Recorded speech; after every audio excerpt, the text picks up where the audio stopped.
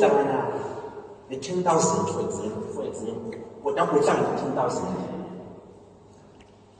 Ekwanayo sibili i-Rose and Grace for example. But how would you raise this we afford? Lanxa imali yakho uyithengulayo nokungayi-afford. So kunabantu abathe behlanganele kwimali somewhere.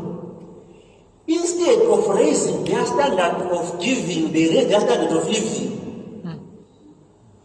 Abakhama ke kwizinto kade beqeda ukuthenga ngoba uthenga ukuthenga lo-Rose and Grace wadlula umfana omthovethe wabona uyakusuka ililayithi.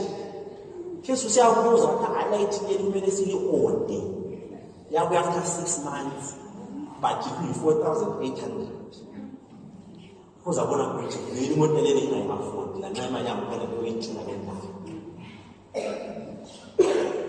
So if you believe I'm doing so, just know, do I afford this or not? I don't afford. If you know lie, my young boy.